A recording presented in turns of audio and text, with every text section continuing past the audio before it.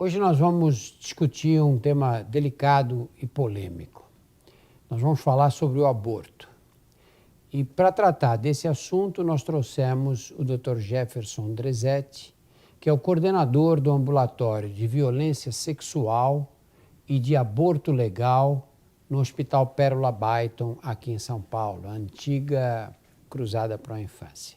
Como funciona esse serviço de violência sexual e aborto legal, Jefferson? Esse serviço está organizado a ter a participação de vários profissionais diferentes para poder oferecer a pessoas que estão em situação de violência sexual as principais modalidades, os principais tipos de tratamento ou de intervenção que essa pessoa precisa numa situação como essa. Portanto, o serviço não pode se restringir a apenas prestar atenção médica, por exemplo, ou apenas prestar atenção psicológica. Então, há um grupo de pessoas que reúne principalmente enfermeiros, médicos, assistentes sociais, psicólogos, que se reúnem num núcleo, exatamente para cuidar desse tipo de situação. Como são situações muito variadas, com espectros, com situações completamente diferentes entre si, o trabalho tem várias portas de entrada, várias maneiras de atender essas pessoas que chegam ou espontaneamente ou chegam encaminhadas, principalmente pelos serviços policiais. Mas é um núcleo, vamos dizer assim, dentro da instituição, que tem por finalidade atender pessoas que passam por qualquer tipo de situação de violência sexual ou de suas consequências. E entra, então, a questão do abortamento entre essas consequências, haveriam outras, como as doenças sexualmente transmissíveis, por exemplo, mas o peso da questão do abortamento e a fragilidade, a delicadeza desse tema sempre tomam bastante atenção da equipe.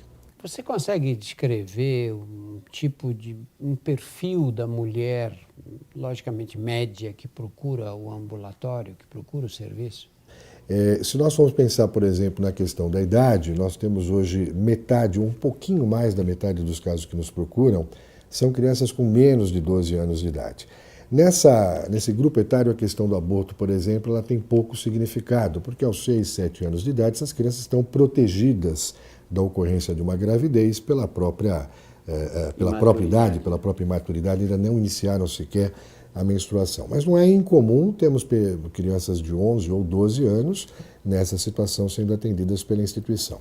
Uns outros 30%, 35% dos casos vão ser compostos por adolescentes e uma parcela de 30%, 35%, em torno disso, serão de mulheres adultas. Para as crianças, nós vamos ter situações com ocorrências principalmente dentro da residência dessa criança ou do autor dessa violência, e o autor geralmente é um autor conhecido, muito próximo dessa criança. Pode ser um pai, um padrasto, um tio, um avô, ou alguém com acesso a essa família e essa criança, um acesso privilegiado.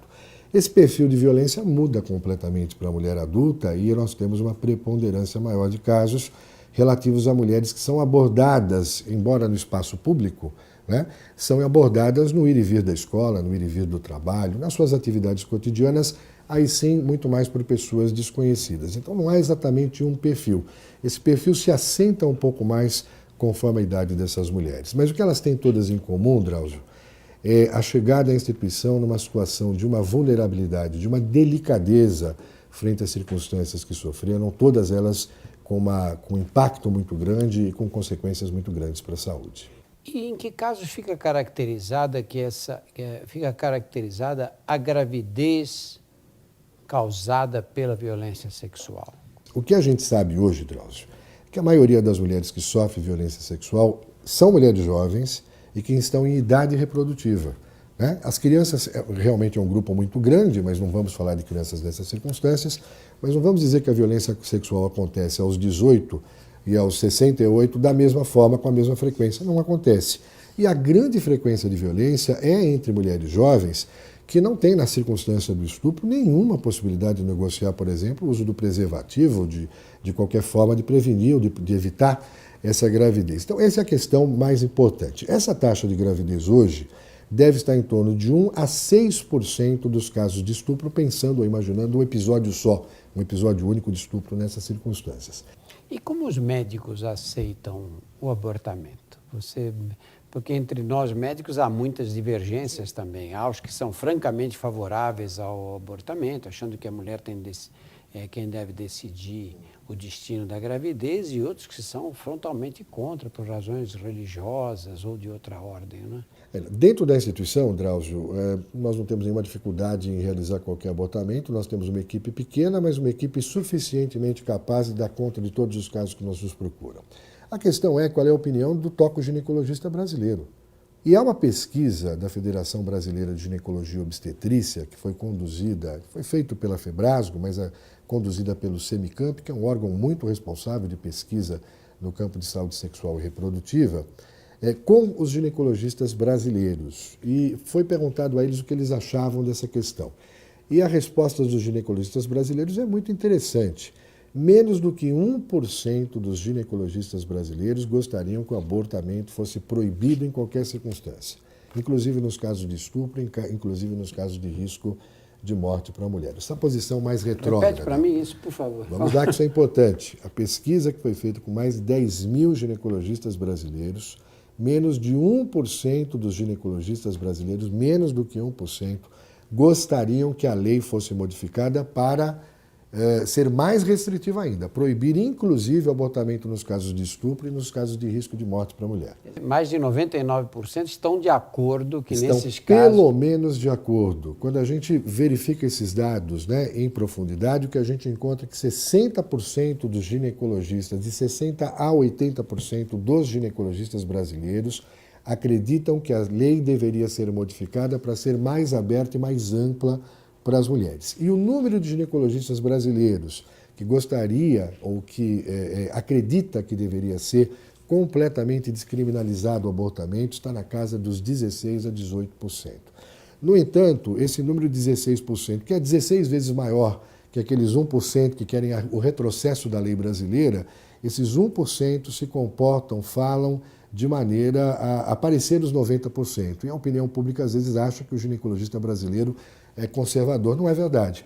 80% dos ginecologistas brasileiros gostariam que a lei fosse ampliada, sendo que uma parte desses ginecologistas, quase 20%, gostaria ou prevê, né, que fosse feita a completa descriminalização do aborto. Jefferson, na sua visão, com toda essa experiência de tantos anos, como você acha que deveria ser a lei nos casos de abortamento? Agora, não discutindo mais violência, de um modo geral, no abortamento, como é feito no Brasil hoje, como a lei teria que se comportar para atender às necessidades das mulheres grávidas que decidem interromper a gravidez?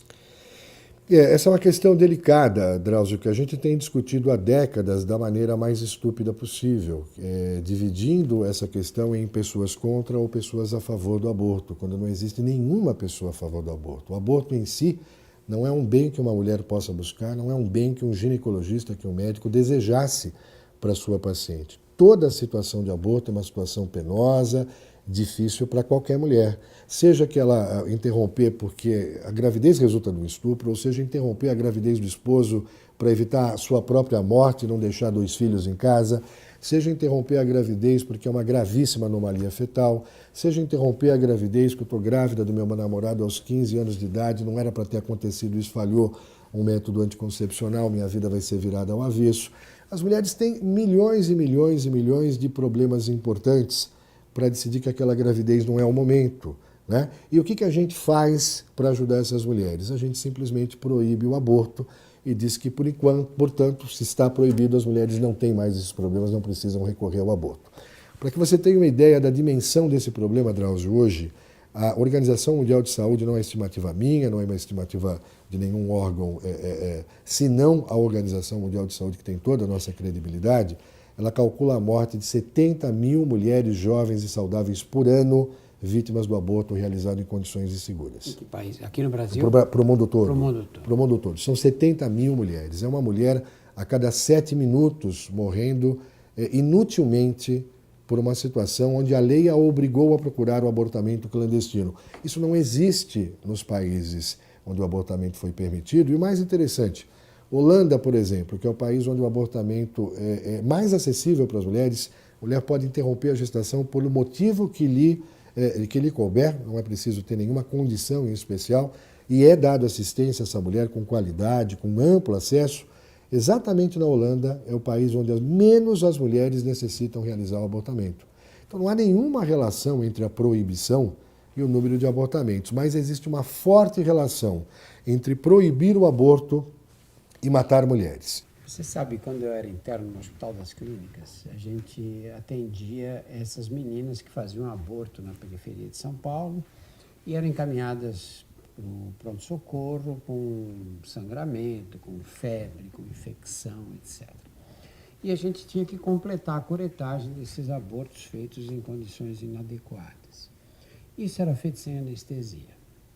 E um dia eu, mais um grupo ali, disse, não tem cabimento uma coisa dessa. Chamei um chefe do pronto-socorro, disse, não tem sentido fazer isso sem anestesia. E sabe o que ele disse? Ele falou, olha, nós não temos anestesista aqui para essa função. E depois, essas meninas fazem com anestesista, daqui a pouco elas estão de volta grávidas outra vez. Como se as mulheres tivessem o prazer de engravidar só para fazer um aborto sob a ação de anestésicos, né? Existe um tipo de argumento semelhante a esse, que ainda a gente ouve muito, dizer, não adianta, porque aí o SUS não vai ter condições de arcar com essa despesa de toda essa população que faz abortos. O que é que você pensa dessa ideia? Essa justificativa ou esse argumento é um argumento que expressa enorme ignorância. Desculpe, um termo que me vem à cabeça nesse momento é uma ignorância. Não existe precedente em nenhum país nesse mundo que as mulheres acharam divertido a partir do ano que vem ou a partir do mês que vem engravidar indesejadamente só para ter o prazer de realizar um abortamento. Eu não conheço, em quase 30 anos de ginecologia, não conheço uma mulher nessas circunstâncias que quis experimentar uma gravidez indesejada para saber quanto bom possa ser um abortamento clandestino. É realmente tratar a mulher, mais do que maltratar a mulher no pronto-socorro, não usando anestesia, é tratar a mulher como estúpida, né? E eu acho que isso não pode ser permitido num país como o nosso. Essa é uma cidadã que tem que ser tratada com o respeito mínimo que uma cidadã tem. Então, essa história que vamos ter uma explosão de aborto no dia seguinte realmente revela enorme ignorância sobre a questão desse tema. A segunda questão que tem que ser vista é se nós vamos poder, se isso acontecesse no país amanhã, teríamos dinheiro para fazer isso, teríamos recursos econômicos para poder cuidar dessas mulheres. Drauzio, hoje eu lhe garanto que os recursos que nós gastamos para tratar as graves complicações do aborto clandestino são muito maiores do que os recursos que nós precisaríamos para poder atender essas mulheres dentro de um ambiente seguro e dentro de um ambiente minimamente ético e humanizado. E, na verdade, nós sabemos que essa é uma questão que pode ser rapidamente, com o nível de organização que hoje tem o Ministério da Saúde, que pode ser rapidamente suplantada, que pode ser rapidamente corrigida.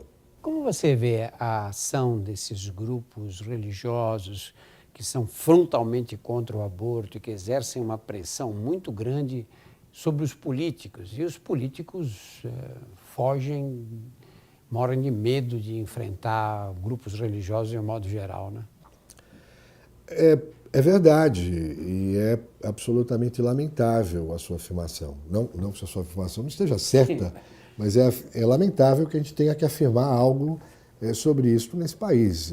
Eu acho que esse país, na sua Constituição, deixou bastante claro que esse é um Estado laico. Esse Estado não é um Estado religioso. Por exemplo, a nossa instituição ela é absolutamente inútil. Nós não temos nenhum tipo de possibilidade de sofrer qualquer mudança de posição ou de conduta mediante qualquer pressão. É uma pressão inútil, é uma perda de tempo, por exemplo, frente ao nosso grupo de trabalho. Agora, por que isso tem que atingir, por exemplo, um grupo de políticos? Não deveria atingir. A cidadã brasileira não é obrigada a ser católica ou ser esta ou ser aquela religião. Ela nem é obrigada a ter religião e continua sendo cidadã e continua tendo direitos. Portanto, confundir questões religiosas nas circunstâncias de direitos humanos, de direitos constitucionais, nos parece um equívoco enorme, né? E nós temos vivenciado esse equívoco o tempo todo. Não é possível que um prefeito, um governador de estado não garanta esse direito às mulheres ao abortamento em condições seguras, por exemplo, nos casos de estupro, porque a Igreja Católica, por exemplo, não agrada a Igreja Católica, né? O Estado não existe para agradar a Igreja Católica, o Estado existe para cuidar dos direitos do cidadão. Eu vou tentar me centrar um pouco mais nos aspectos do aborto legal, que são as situações excludentes que a gente tem no nosso Código Penal e que ainda trazem muitas dúvidas, ainda trazem muitas questões que não são tão claras, que não são tão bem conhecidas por todos.